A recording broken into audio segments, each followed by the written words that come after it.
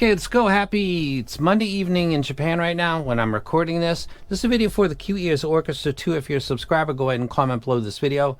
I'm going to pick somebody that comments below this video, and I'm going to send this to them anywhere around the world. The guy that got the Night Oblivion, he sent me a mail. I posted that on the other channel. The High D's and the Horizon combo, that person contacted me. Thank you guys for reaching out. It's a nice to get the confirmation from people. There's two things that got to go out. The cable. Also, I set a fat frequency quattro to somebody that was supposed to get a Kefine, so they actually really scored. That happens a lot. I'll be sending out a lot of stuff between now and New Year's because it's Christmas time and I really want to share. And again, this is a win-win. Get the boxes out of here. Get stuff that I really won't be listening to because I got stuff coming in all the time. I'm a reviewer. And just spread the joy. And spending your karma in a good way is never a bad thing. So that's kind of why I do it. So comment below this video. Definitely give it a thumbs up because some people they want to win, but they don't really watch the video, so it hurts the metrics. It's YouTube. I'm not complaining. This is what's going to happen, but a thumbs up would really help, and I appreciate it. So thank you very much. In the bass, the 808 roll-in drops that are in like Kendrick Lamar, Jeezy, Public Enemy, Tupac, Nas, hip-hop in general. This actually was a surprise. The album that I was listening to when I first started to listen to this set was Damn by Kendrick Lamar, which has got a lot of classics in. I was listening to Love. It's a duet that he does with another artist, and the drop sounded amazing. I was very, very surprised, and then I just kept listening, and I think I put some pictures on Hi-Fi Guides the day that I started listening, which is always a good sign. I was really impressed with this. I thought it did really everything better than I was expecting it would do, and this graph would imply probably otherwise. So the bass drops actually sounded really good, much better than I expected. The 4 and 5 string bass guitars, the pulls, the plucks, the release, the ringing of the strings, which is an instrument. It's called a bass guitar, but effectively goes out to about 6 kilohertz, which really impacts the snapping and the ringing of the strings. It's a total package, of course. It sounds really, really good. Remember, the bass guitar is in hip hop, in samples, or it's part of the production itself for the track. It's in R&B, which is sometimes sampled into hip-hop, and it's in rock, which is rarely but sometimes sampled. So that instrument is really in all of the genres except classical, Verdi, Vivaldi, and Tchaikovsky, which are the only composers I listen to because my mother listened to that.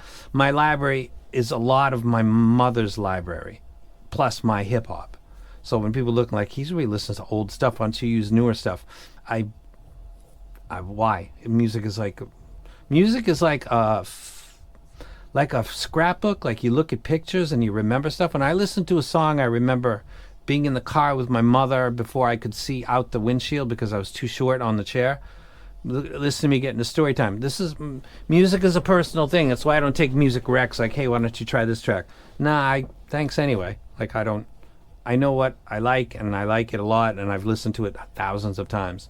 And I have an expectation of how it's supposed to come out, and everything else is not ideal. So the bass guitar sounds good on this. The 808 drop sounded much better than I expected. Completely serviceable and passable for people that like hip-hop. It's not a bass headset, obviously, but you're not going to be missing, like, where's the bass? That will never happen with this set. It sounds quite good. The bass guitar sounds very, very good. The kick drum, Bonham, on the 4th album by Led Zeppelin, a track called When the Levee Breaks, the iconic intro. This sounded good, but it was a little bit less impactful than the other two in this, which would be the Top Pro and the Martillo. The bass guitar would be a pick-em. I thought that they all sounded good. It sounds louder, I guess, more forward than the other sets, but I thought it sounded very natural on the orchestra too. The kick drum is the exception of the three things in the low frequency.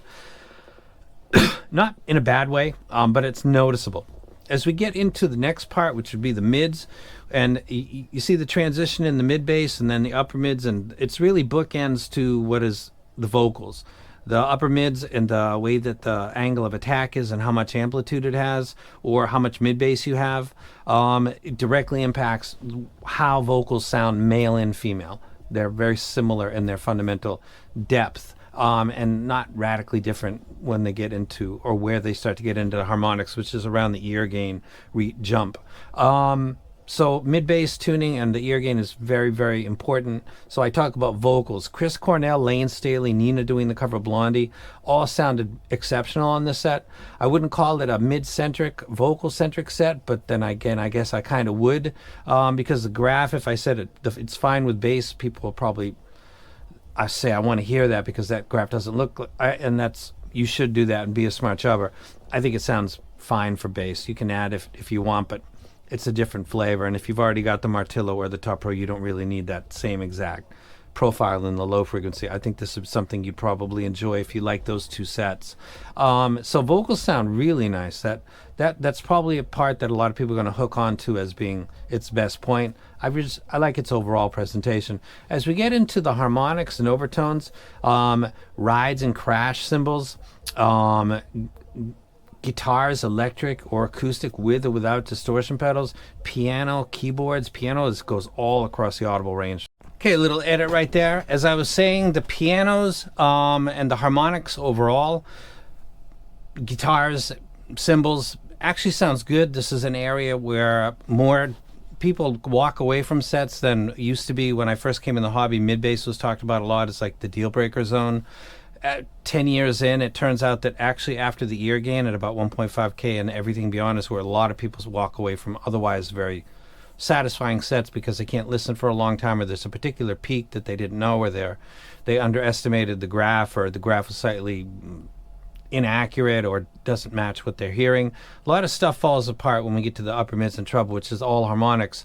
And I thought that that's probably where this gets better and better. It's a really good set. There was no shine, gleam, glare, etch that comes with planars or anything that might kind of jump out. Like if you know the Fleetwood Mac Rumors album where Stevie McVie, Chris McVie says, and you... Sorry, holy crap, I can't believe I said that in a video. I've said worse, actually. Sorry about that. Anyway, Chris McVie jumps out a lot, like Ozzy Osbourne on some Black Sabbath stuff, and Neil Young with the nasal voices because he's only got an acoustic, and he's sitting on a stool and there's nothing else to distract you, and his vocals can become, the harmonics of his vocals can become kind of offensive and annoying actually, or sound bad because of the tuning of the earphones. It'll jump out. This set actually sounds excellent with all three, with Ozzy Osbourne, with Neil Young, and with Kristen McVie on the Rumors album. I don't actually listen to other Fleetwood Mac, just that album.